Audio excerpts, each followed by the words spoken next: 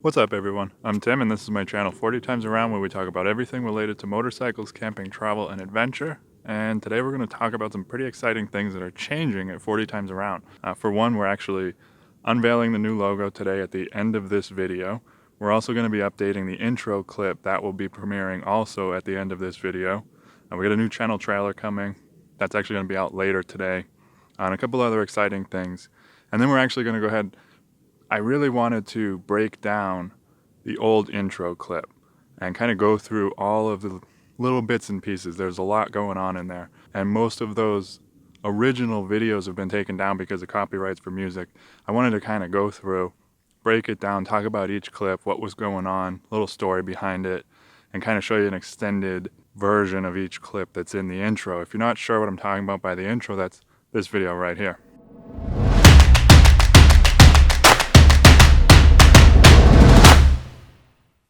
So anyways, that's the intro video that I'm referring to. If you've been watching my videos over the last 12 months, you've been seeing that for the last 12 months. So I kind of feel like it deserved its own episode on my channel where I kind of talk about what that all means. And also, while we're at it, a lot of things are changing. Like I said, I've actually already updated the channel banner. That's this thing right here. I changed the colors. It's not going to be any more black and white on my thumbnails. These are the new colors of 40 Times Around. It's going to be consistently that from now on. Just kind of changing a lot of the aesthetic of the channel and kind of giving it a facelift for 2019. So here's the thing. I don't believe in New Year's resolutions. I don't believe in New Year, New Me. I think it's kind of a joke. New Year's resolutions are made to fail, in my opinion. So when I get ready for a new year, obviously I'm reflecting on the year behind me, and maybe there are some changes I want to make. I don't like to wait until January 1st to do that. I like doing them a little bit earlier. That way, when 2019 hits, I've already been doing it since last year. It's not a new thing anymore. So that's kind of why I'm starting a little bit early with these changes. Actually, funny story, I started posting consistently 12 months ago, or almost 12 months ago. I posted my first video when I started this year on January 1st, but what a lot of you don't know is that for about 6 months leading up to that, I was making these videos and I was practicing, filming, editing, all of it, and then throwing them out because they were crap and I didn't want anyone to see them. It was 6 months of doing this stuff before I actually started posting. So when the first hit, and that was my first video, it wasn't really new. I had already been doing it for a while. A couple other things. Like I said, the banner's changing. We got a new logo. I'm gonna show you that shortly at the end of this video. And obviously the new intro clip that's replacing this existing one that we've had for the last 12 months. Also, later on today, in about 3 hours, if you're watching this as this video goes live, I'm gonna be releasing the new channel trailer. I'm pretty excited about it. I think it came out really good. Really excited to see what you guys think about it actually. So make sure you come back in about 3 hours. That'll actually be 9:30 a.m. Mountain Standard Time today, which is Tuesday.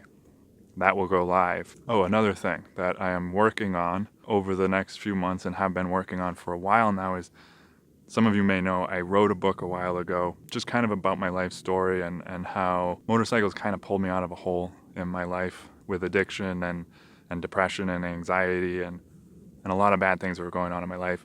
Motorcycles really were kind of the thing that pulled me out of that and gave me a lot of purpose and direction in my life. I wrote a book about that and some of my first big trips and how that kind of shaped who I am as a person today. Well, anyways, I'm working on the next book. This one isn't going to be quite so personal. It's going to be more about how to travel on a motorcycle, some tips and tricks that I'm going to kind of explain through some stories and some things that have happened to me. So that's a book I'm working on. I am hoping that is going to be done by spring 2019. I'm just working my butt off on that, trying to get that done. Okay, so let's go ahead and talk about this intro clip, kind of break it down a little bit and talk about what all these little bits and pieces mean and where they came from. When I made this, I had a very specific goal in mind of the message I wanted to convey, not with the wording. It was with the images that I was showing in this little 8-second intro clip. And what I was trying to convey was a sense of adventure. Now, I actually just did a video recently about what adventure is or what it means to me. I'll link to that right here. If you haven't seen it, I highly recommend you check that out. So that was kind of the message I was trying to convey with this 8-second clip. Now, 8 seconds isn't a lot of time. For a little bumper intro, that's kind of actually a long intro. If you watch a lot of YouTube videos, some people have 2-3 second, little logo stings that the logo spins around and that's it. For me, it was more important that it set the tone for my channel and what my channel was going to be about as I was starting to post regularly. So I had done this, like I said, I started 6 months before I started posting regularly. This intro clip was done, and I had in my head of what I wanted this channel to be and what I was trying to accomplish with it. And this intro clip, this 8 seconds, was actually a really important part of that for me. So it's a big deal that I'm changing it. But going forward into the new year, there's other changes that are coming along with it. So anyways, there were about 15 separate clips or images, some of them were still images, in this 8-second clip. I just want to show you slightly extended versions of those and explain what exactly was going on and why this clip was important to me to have in this video. And so the first clip you're going to see, it was a daisy field, and what was going on in that was I was on my 10,000 mile trip, 5 weeks around the United States. It was my first big solo trip. And this was the first time on that trip that I felt very alone. For the first week of the trip, I had my girlfriend with me. Then I was doing family stuff up in the Pacific Northwest. From there to Montana, I was alone, but it was only a couple days. I met up with my mother in Montana to explore a little bit. And then I left Montana into Wyoming and got into South Dakota. Now I've been alone for a few days and everything was going fine. But on this particular day, if you've ever been to South Dakota, it's a lot of rolling hills. You could see really, really far. And on this day, there were black clouds just swirling around me. It was intense, let's just say that. And I was kind of running from storm cloud to storm cloud, just kind of like dodging all hell breaking loose, basically. And so in the midst of all of this, it was exciting. I was enjoying it, but I felt at that moment that I was truly on my own, that I was left to my own devices in this situation, and the decisions I was making were directly going to be affecting me and me alone. And I was responsible for handling how those situations developed. And in the midst of all of this, I just rolled into like this series of rolling hills of just daisies. As far as you could see, it was just yellow. And it was so surreal, I had to just pull over and take a picture and kind of just take a deep breath and appreciate where I was and what was going on. It was a pretty cool moment. This next image you're going to see was on the Pacific Coast Highway, same trip. It's actually also the cover of my book, and so that was what that picture was. And the next one is a picture of me and Joshua Tree. For a long time, Joshua Tree was one of my favorite national parks. This particular picture was taken when my brother visited, and it was a special place for him and I when I lived in San Diego, and he also obviously lived there. And we would go there frequently, and we had a lot of moments there, a lot of deep bonding moments, and also a lot of deep conversations there. So this place was really special to both of us. So for him and I, we had left and we hadn't been back to it in a long time. For him and I to return there together was just a special experience for me, and we always enjoyed climbing rocks there. Actually, the rocks look very similar to these. It was just a lot of fun, climbing rocks and finding caves to explore and tunnels, and it was just really cool. Joshua Tree always held a sense of adventure for me, with like just the exploring you can do there. It's a wonderful place. Definitely put that on your list if you haven't been there. Okay, and this next clip, this was going to be up in Olympic National Park. That was a highlight of that 5-week trip that I mentioned. It was such a beautiful area, and I'm a big fan of the Pacific Northwest, but there were waterfalls everywhere and just lush forests and dark greens and browns. It was really a beautiful place and very special to me on that trip. Definitely a highlight. That's why this clip was included. It was just probably one of the best parts of the trip, that particular trip. Next up, we have this ferry crossing actually from Olympic to Seattle up in Washington. It was a beautiful ride. I've actually mentioned in another video, if you're looking to spice up your route, try to include some ferries in there. It changes things up. You get off the bike, you get to see the world from a different view, look back at the land from the water. I try to incorporate that into my trips as much as I can. Actually, so that was from my route planning video. I'll link to that right here if you haven't seen it already. Just a couple of tips on how I find the best roads to take. Okay, this next image. So, something with adventure is that, in my opinion, adventure is when things start going wrong.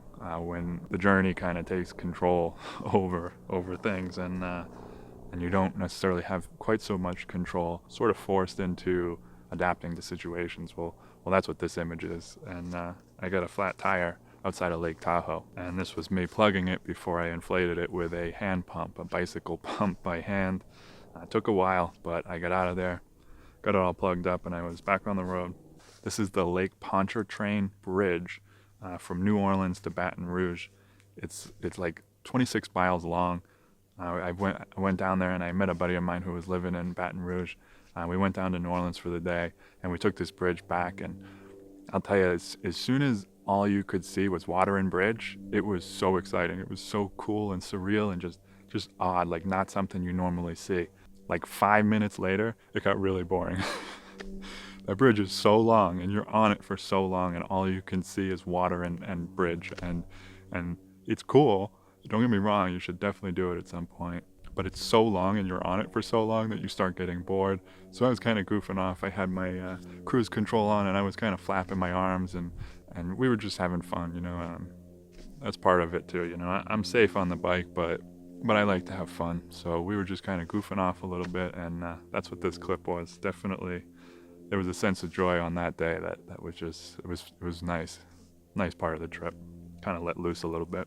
Next up was this picture of me camping in Oregon. This was one of my favorite pictures on that trip. I just kind of incorporated everything. Obviously, you got the tent, the bike, the campfire. I was reading a book. Kind of a nice image to represent motorcycle camping and what that is to me. Okay, we got Joshua Tree again, different trip, but I do really like it there. And like I said, I spent a lot of time there, and then I moved to New York, so I didn't get to go there. Now that I live in Arizona, it's kind of close enough that I can get back there once in a while. So typically at least once or twice a year I try to get out there. Again, speaking of adventure, this was when I was stuck at a gas station. I was pushing it a little bit late, trying to get somewhere. So I was riding it in the dark, and all of a sudden just all hell broke loose. I mean, it was torrential, buckets of rain, like trying to ride through a car wash. It was really, really brutal and really pretty dangerous. So I actually got a question the other day about whether I really considered weather or if I just pressed on regardless of the conditions, and I answered it, but to kind of expand on that is I do consider the conditions, and if something isn't safe, I won't do it. I think the reason he was asking me is because he had read my book and I talked about riding through a flash flood in Utah. The issue with that was that I didn't have a choice. I was in a situation where there was nowhere to hide. And turning around in that particular situation, there could have been a flash flood behind me as well, and that would have been worse because now this one had a chance to get worse. That one's bad. Now I'm stuck in the middle of them. I saw higher ground and I went for it.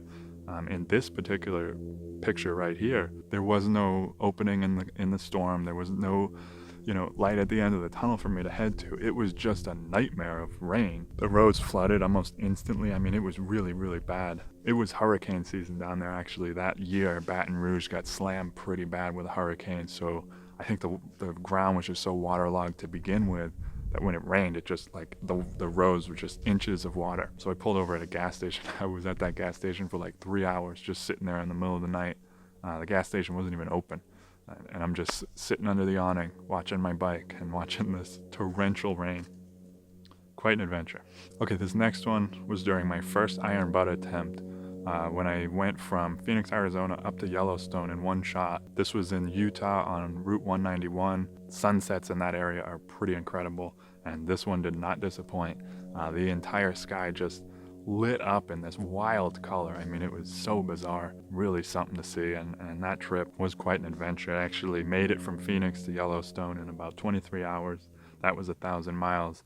I was feeling good, so I turned around and kept going. I ended up riding 36 hours, 1,300 miles that day, just straight through, and then that was a milestone for me for sure. Now, I used to have an 800 GSA before I had the 1200 that I have now. This next image, I was on the 800, and I had just gotten through one of the worst roads I had ever been on. It's called Cow Gulch. A lot of mud, steep hills, rocky hill climbs, ledges that you had to like drop the bike down.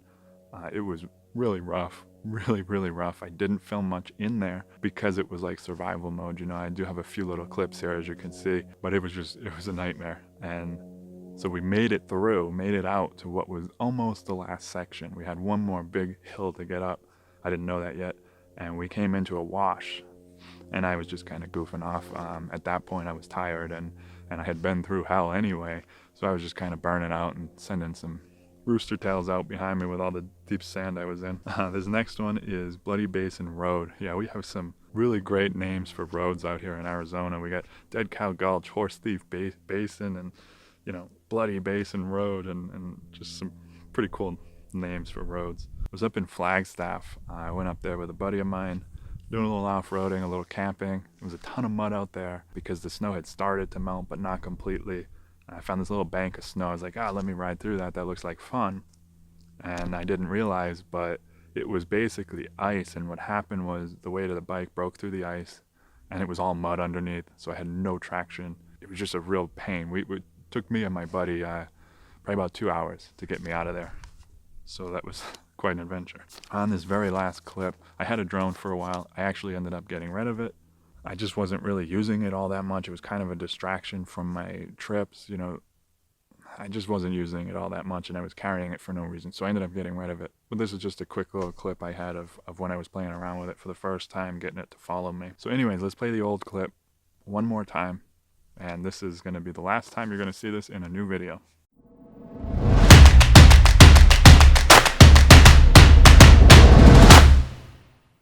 So that was the old intro that you've been seeing for the last 12 months. Now, before I show you the new one, I actually want to show you the new logo.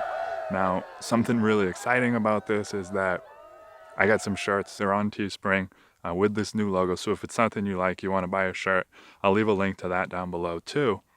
I have stickers coming and some other things too. So I'm pretty excited about all the different merch that this new logo is going to be on. Anyways, let's go ahead and take a look at the new intro clip.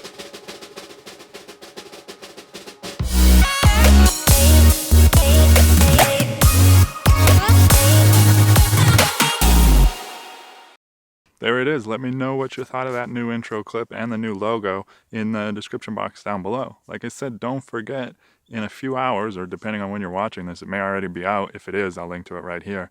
I'm going to be posting the new channel trailer for 40 Times Around, so definitely check that out. Let me know what you think of that too. Anyways, that's it. Those are the updates and a little goodbye to the old intro clip. If you liked this video, make sure to give it a thumbs up. Don't forget to subscribe and hit the bell if you haven't already. And that's it for today, guys. I'll see you in the next video.